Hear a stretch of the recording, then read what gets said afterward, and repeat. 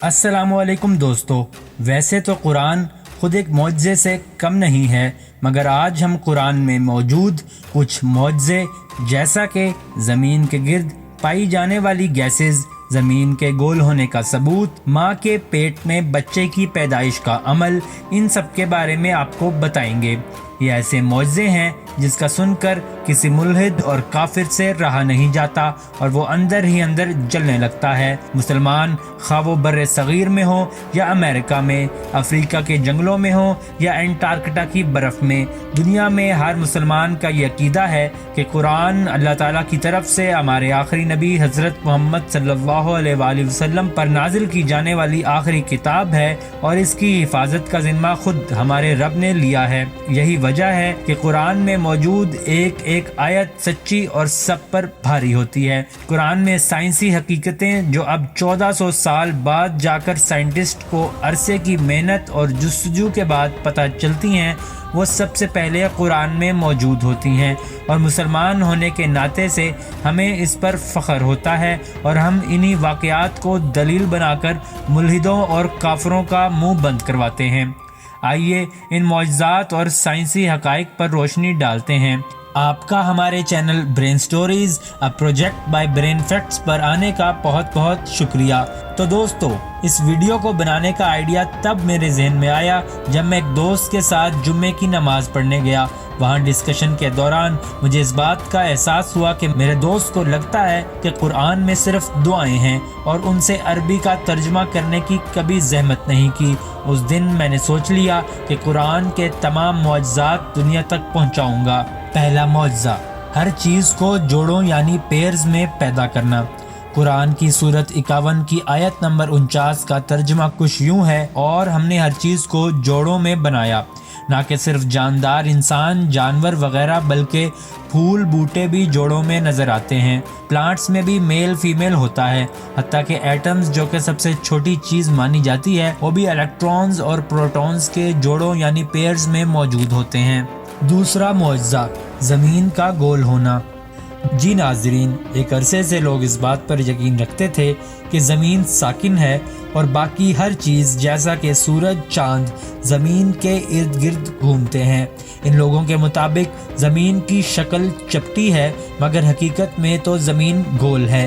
कुरान की सूरा 39 आयत 5 में इस चीज़ की दलील मौजूद है कि ज़मीन चपटी नहीं बल्कि गोल है और ज़मीन साकिन नहीं बल्कि हर चीज़ हरकत में है। इस आयत का मुख्तसर सा मफ़हूम कुछ यूँ है कि आसमान और ज़मीन को एक तदबीर में बनाया, वो रात को दिन और दिन को रात पर लपेट देता है और हर एक मुकर्ररा मुद्दत तक चल रहा है। मुआवजा नंबर 3, मादा शहद की मक्खी काम करती है, ना कि मेल मक्खी।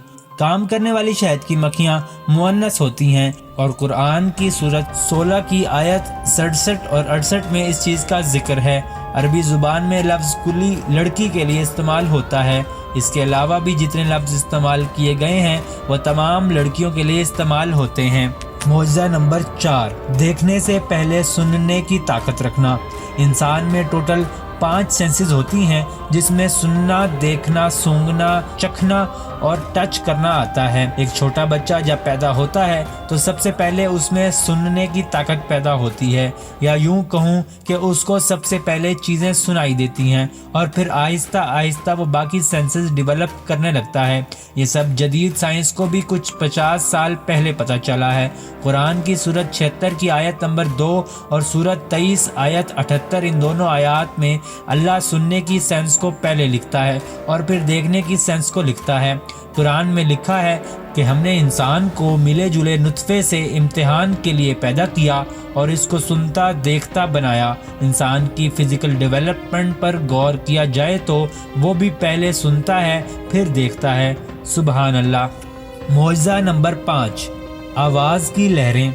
यूनिवर्सिटी ऑफ वाशिंगटन अमेरिका के मुताबिक हम जब कुछ बोलते हैं तो हमारे मुंह से साउंड की कुछ लहरें निकलती हैं जो कि हमारे इर्द गिर्द हमेशा के लिए रह जाती हैं। वक्त के साथ साथ मध्यम और कम होने लगती हैं, मगर उनका फिजिकल वजूद इस कायनात में हमेशा हमेशा के लिए रहता है। आइए देखते हैं कि इस सब के बारे में कुरान क्या कहता है। سورۃ 41 آیت 11 میں جو گفتگو زمین اور جنت کے درمیان ہو رہی ہے اس بات کی گواہی دیتا ہے کہ آواز صوتی لہروں کی شکل میں موجود ہے، اور اگر وہ صوتی لہریں زیادہ انرجی کے ساتھ ہوں تو کہیں بھی جا سکتی ہیں۔ معجزہ نمبر 6، اونچائی پر سانس کا دشوار ہونا۔ جب ہم کسی پہاڑ پر چڑھ رہے ہوتے ہیں تو ہوا کا پریشر بڑھتا ہے اور ہوا میں آکسیجن کی مقدار کم ہونے لگتی ہے، اور اگر ہم اس طرح اونچائی چڑھتے رہیں تو ایک مقام ایسا آ جاتا ہے جہاں پر سانس لینا بہت مشکل ہو جاتا ہے اور ہمارا دم گھٹنے لگتا ہے۔ قرآن اس کے بارے میں سورہ 6 آیت 125 میں فرماتا ہے کہ اللہ ان لوگوں کے لیے سینہ تنگ کر دیتا ہے جیسے کوئی شخص آسمان کی طرف چڑھ رہا ہو۔ سبحان اللہ، اتنی باریک خبر بے شک ہم سب کو بنانے والے کو ہی پتہ ہو سکتی ہے۔ معجزہ نمبر 7، ہڈیوں کا پٹھوں سے پہلے تشکیل میں آنا، بچے کی پیدائش کا عمل۔ سورہ 23 کی آیت 14 میں نطفے سے لے کر پیدائش تک کے ہر مرحلے کو نہایت خوبصورتی سے بیان کیا گیا ہے۔ ذرا سوچئے، آج سے 1400 سال پہلے ماں کے پیٹ میں ہونے والا عمل کیسے قرآن میں معجزے کی طرح بیان کر دیا گیا ہے۔ جدید سائنس نے ابھی کچھ عرصہ پہلے ہی الٹرا ساؤنڈ اور ایکس ریز کی مدد سے یہ سب معلوم کیا ہے اور بالکل وہی جواب پایا ہے جو قرآن میں خدا نے لکھ دیا ہے۔ سائنس ہر بار کی طرح قرآن کا مقابلہ نہیں کر پا رہی۔ معجزہ نمبر 8، دماغ کا وہ حصہ جو جھوٹ بولتے وقت کام کرتا ہے۔ کیوں سے لوگ یہی مانتے آئے ہیں کہ پیشانی والا دماغ کا حصہ دیکھنے کا عمل کرتا ہے کیونکہ وہ آنکھوں کے نزدیک ہے، مگر ماڈرن سائنس کو اب بیشتر تجربوں کے بعد پتہ چلا ہے کہ در حقیقت کے دیکھنے کے عمل کو گردن کے پاس والا دماغ کا حصہ کنٹرول کرتا ہے۔ تو اگر خدا نہ کرے کبھی کوئی گردن کے زور پر گرتا ہے تو اس کی بینائی بھی جا سکتی ہے۔ اسی طرح سائنس نے اب اس بات کو ثابت کیا ہے کہ ہمارے دماغ کا فرنٹ والا حصہ جھوٹ بولنے کے عمل کو کنٹرول کرتا ہے، اور قرآن کی سورہ 96 آیت 16 میں اس چیز کا صاف صاف ذکر ہے۔ آپ بھی قرآن کھول کر اس بات کی تصدیق کر سکتے ہیں یا ابھی موبائل فون پر PDF قرآن کھول کر ہی دیکھ سکتے ہیں۔ ویسے اس آیت کا ترجمہ کچھ یوں ہے: ایسی پیشانی جو جھوٹی خطا کار ہے۔ معجزہ نمبر 9، زمین کے ارد گرد موجود گیسیں۔ جیسا کہ آپ کو پتا ہے کہ زمین کے ارد گرد گیسز اور کیمیکلز کی ایک لیئر بنائی گئی ہے جو سورج کی شعاعوں سے ہمیں بچاتا ہے، جیسا کہ UV ریز وغیرہ۔ اس سب کا سائنسدانوں کو اب کچھ 80-90 سال قبل جا کر معلوم ہوا ہے، مگر یہ بات قرآن میں 1400 سال پہلے بتا دی گئی تھی۔ سورہ 21 کی آیت 32 میں بیان ہے، آسمان کو محفوظ چھت بھی ہم نے ہی بنایا ہے۔ جیسا کہ اس آیت کے ترجمے سے واضح ہے کہ آسمان ایک محافظ کا کام کر رہا ہے، اور وہ حفاظت ان شعاعوں سے ہے جو سورج سے ان زمین کی طرف آتی ہیں۔ معجزہ نمبر 10، روشنی کی رفتار۔ روشنی کی رفتار کا قرآن میں ذکر ہے۔ مسلمانوں کا یہ عقیدہ ہے کہ فرشتے نور یعنی لائٹ سے بنائے گئے ہیں اور ان فرشتوں کو کسی مقصد سے بنایا گیا ہے۔ مثال کے طور پر حضرت اسرائیل موت کے فرشتے ہیں اور روح قبض کرنے کا کام کرتے ہیں، اور ان سب فرشتوں کو عالم ارواح میں رکھا جاتا ہے اور کام کرنے پر وہاں سے زمین پر آنے کی اجازت ہوتی ہے۔ اب ہر لمحے نہ جانے کتنی روح قبض ہو رہی ہیں، تو یقیناً حضرت اسرائیل سپیڈ آف لائٹ سے سفر کرتے ہوں گے۔ قرآن کی سورہ 32 آیت 5 میں اس کا ذکر ہے، ہمارا ایک دن 1000 شمسی سال کے برابر ہے، تو اس لحاظ سے سپیڈ آف لائٹ کا اندازہ لگایا جا سکتا ہے۔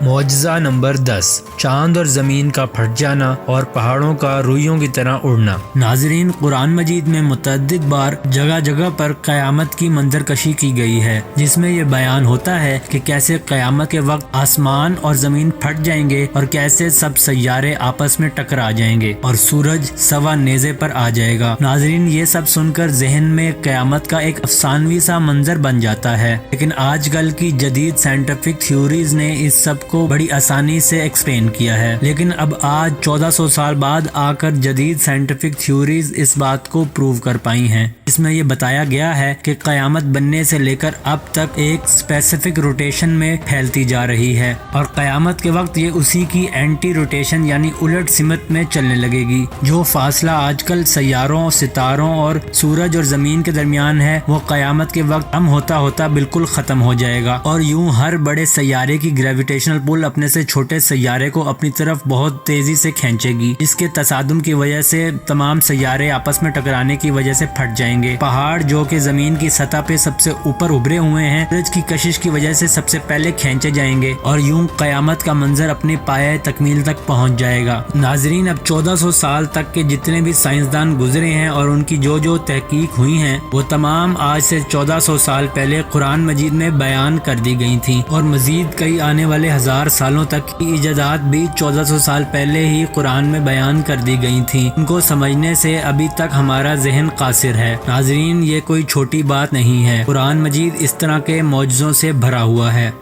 ویسے تو ہمارے نزدیک سب سے بڑا قرآن کا معجزہ یہ ہے، قرآن کو 10 کروڑ سے زیادہ لوگوں نے حفظ کیا ہوا ہے۔ دنیا کی ایسی کوئی کتاب نہیں جس کو لوگ اتنی تعداد میں یاد کریں یا وہ کتاب یاد ہونے کے لائق ہو۔ اسی مقام پر آج کی ویڈیو کا اختتام کرتے ہیں۔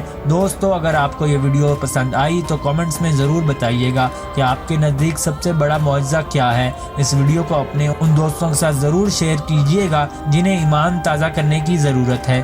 جاتے جاتے سبسکرائب والے لال بٹن کو ضرور دباتے جائیے گا۔ انشاءاللہ ملاقات ہوگی اگلی ویڈیو میں۔ رب رکھ۔